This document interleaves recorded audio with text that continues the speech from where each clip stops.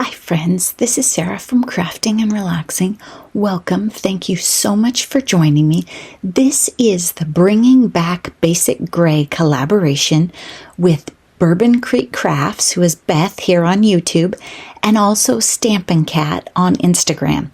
And I will link to them down below in the description. And Bringing Back Basic Gray is because Basic Gray stopped making paper years ago. They do fabric now, and they had amazing designs. And I'm using the acid washed Dawson collection pack to make this journal. And at the end, I'll do a flip through and show you the finished journal. This is just a couple minutes of me making it. I worked on it while I was watching TV during the week. And then I came in and I thought, well, I'm under the camera. What the heck? So this is when I'm putting it together, and it's just a fun way to see and flip through. I did things in this journal that I have never done before because I was trying to keep it really gender neutral. You could use it for a male, a female. It could be a garden journal. It could be a skateboarding tricks and photographs journal. I want to skateboard. I don't think that's a male thing, just so you know. It's just, I'm just clumsy. But I think this journal would work for anyone. And because I knew I wasn't going to bring in lace and layers and stitching and a bunch of girly embellishments that I have, I tried some different things. So I'll show you those in the final flip through. And then what I'm doing right here in the center is I decided to add a pocket at the last minute because I thought that center page with the white and the stripe would just be too boring. And that's what I kept challenging myself to do in this journal, was add interest without giving up that it was gender neutral. You know, sometimes I have a tendency to add bling or lace or something at the last minute on a card, and I did not do it here. I had stamped a few things. I got out some circles and some swirls and some numbers and some stars. And I used a couple of different blue and gray inks. I really just need to get a basic gray ink. I borrowed one from Noni recently. I shouldn't have returned it. Then I decided, once I had it sewed together, that I would start looking at it. Sometimes I embellish more before I sew them together. Sometimes it depends on my schedule and what I'm doing. I had an hour and I thought, first and foremost, want to get this sewed together. Then I used tumbled glass to ink the edges. I inked almost everything on here, which I usually start 1 or 2 pages and forget. And then I also used faded jeans. Faded jeans is probably a better color for this collection. But I used tumbled glass because when I showed this, somebody commented about summer, and I like that color. Here, you saw me put the glue on the pocket. The beautiful thing about making YouTube videos is I got to edit out the 3 minutes where I fiddled with my glue bottle because I hadn't used it for a while. So don't feel bad when you see in YouTube videos that no one has a problem with their glue bottle. Now here, I'm gluing things down, and I'm using too much glue, just so you know. My glue bottle is fairly clogged, but at the same time, I'm also using too much. So just know that you only need a tiny, tiny bit. And in the final flip through, I'll show you what those are about because I was experimenting. This was a different type of pocket for me too.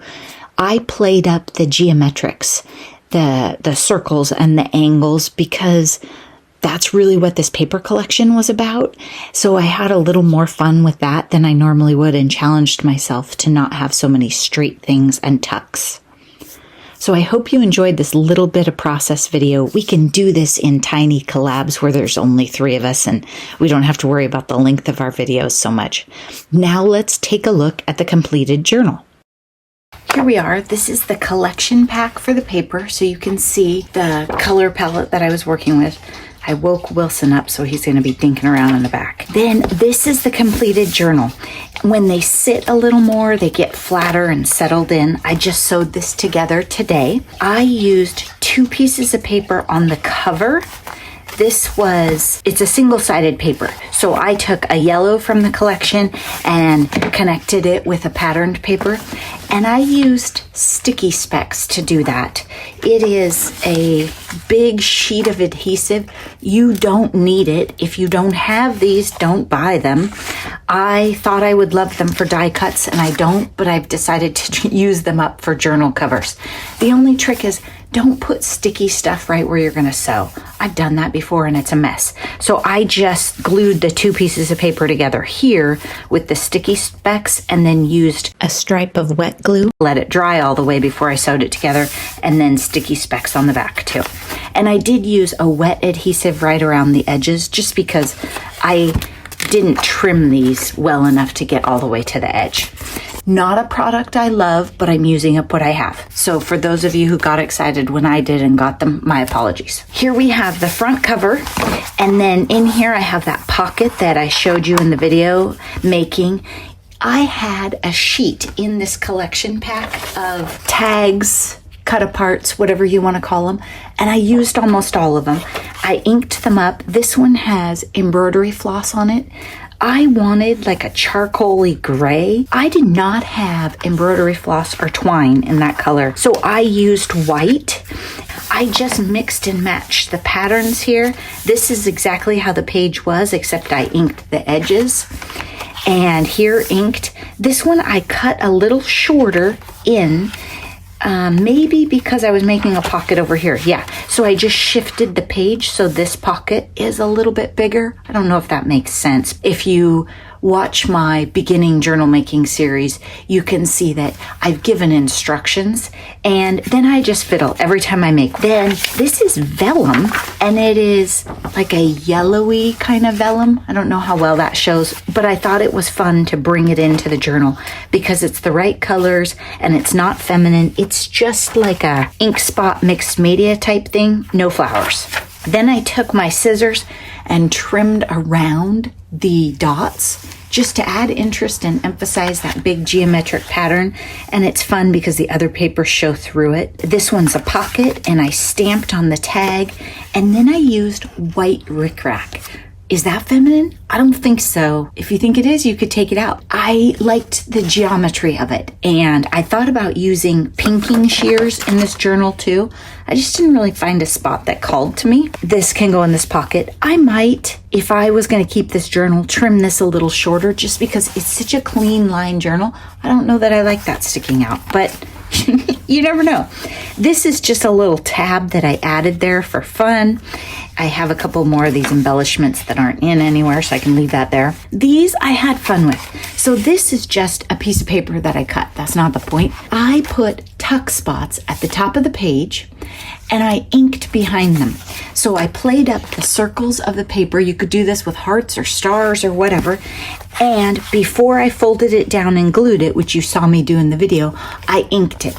So when you pull this out, there's a fun little pop of color. And then I just lined it up. It's the same color, but the pattern's going a different way. This was a scrap that was exactly this way, and I just thought that's kind of fun. A nice little journaling card, completely different than anything I've done in a different journal. This is vellum with silver metallic stars, and I loved it with this. I love stars, but I also liked bringing in the silver metallic and the stars and not making it feminine at all, but adding interest, right? It changes the sound, changes the texture. So 2 different types of vellum in here, and I think that helps add interest. I have made books like this with just scrapbook paper, and I love them just as much, but I also like to mix it up. This one, I just love how this laid out with the stars on this multicolor page, and all of these papers kind of have a mixed media look to them, and some circles and a plain page. All these plain pages could be used to glue photos on, they could be used to journal on, sketch on, whatever. Then here we have the angled pocket. So I just trimmed a little off, right? I folded it up and then I just trimmed a little bit off. Add some interest, and more of what you put in the pocket shows. I love the stripe. I also really was inspired to use this because there's so much blue and yellow together, and I think that there isn't much I can do for the world right now, but I can show that I support blue and yellow. Then this is just a regular pocket. This is the middle of the journal that you saw before I added this one. So I've put some paper. I have a tag here with embroidery floss on this one. The rickrack got a bit thick, so I didn't want too many of those. This is a little tuck spot also. I just took one of these tags. I got tired of little tiny tags, but I loved the scale of that pattern. So, little tuck spot. This is the pocket you saw me make, and then this is a piece of the same paper just tucked in it, and I made it so the orange lines up. Silly, don't need to do that, but I kind of played up the clean lines and the patterns of this paper and stuff, and took my inspiration from the paper. Then over here, just another piece of that same paper. I wanted to round the edges, but I resisted the urge because clean lines are more gender neutral, and I think it goes with this paper really well. Even though it had circles, I don't know, I like the squares, I think. Then I have one vertical tuck spot here with the blue and yellow, and on camera you probably can't tell, but this is a separate piece of paper, so it has more texture. I did not ink the edges, which is part of the reason it doesn't pop on the page. I'm going to grab some faded jeans. And layering these with more than one layer of paper and inking the edges, also tearing the edges, which didn't really fit for this style book, just helps them pop a little better. There we go. And then I just put a piece of paper in here because I like to have something in all the spots. Another one of these pockets where I punched a hole and put color behind it. Just fun. I mean, I hadn't done it before, and I think I was really trying to use simple geometric things but add interest. Here, this is one of the tags from the collection, and in some cases I cut the ends off, and I thought about it here, but I liked the length of this one, so I just left it and I glued around here, and then it's a tuck spot. Anything can be a tuck spot, pretty much. I mean, a butterfly, a zebra, anything. I love this page. I just love how this came with the stars. Then here's another one of those upside down pages with the punch outs in those, and I put stripes behind those circles. And all of these tags are white on the back, so you can write on them and journal, whatever. And then here's a fun page with the yellow and the blue, and love this pattern. And then this might be my favorite paper in here because I love circles, and it just really had a lot of fun going on. And what I did that I hadn't done before was, this is the 12 by 12 sheet of paper. Before I cut it to the height, I thought about this and left this so it folds up. You could do all sorts of things with this. You could staple another or glue another piece of paper under here and decorate down here and then flip it up, have secret journaling, photos of dogs. You could have just this like this and then put a picture of your dog and write all about it right there. Whatever. I just thought it was fun and it looks different than the rest of the pages. Not every page has to have a known purpose when you make the journal. I think as you use the journal, it'll come to you. And I just thought this was fun. And it's super easy. The trick is I just cut over to the fold and then I left this part and then took a pair of scissors and added a little angle and inked the edges. And then I have dots and this pattern on this page and still plenty of space to write or glue. Then over here, this is one of those tags. I glued some stuff on it and it's a tuck spot of other tags and paper. The other side of the vellum, a pocket with some stuff in it and stripes. And the way this came together is a little different because I tried to scooch, if there was orange or a pattern, I tried to move it to one side so it showed more and we didn't just lose it all in the stitched part. And then here, this is a pocket that I put on with that paper. So it almost looks like it was meant to be there. It's just a nice pocket for the page with lots of blue on that yellow. I think when I give it away or put it on Etsy, I haven't decided yet. I'm cooking up some ideas. I'll probably include letters that match it. So what do you think? I hope that you will check out Bourbon Creek Crafts on YouTube and Stampin' Cat on Instagram. I think this could go any way that it wants. I mean, think about it. This card that Mary sent me that has a zebra on it, how cool would a colored zebra look right here on the front? No limit. Get into your stash. If you have basic gray, don't hesitate to make something and join along with us and tag us. Thanks so much for watching. Bye-bye.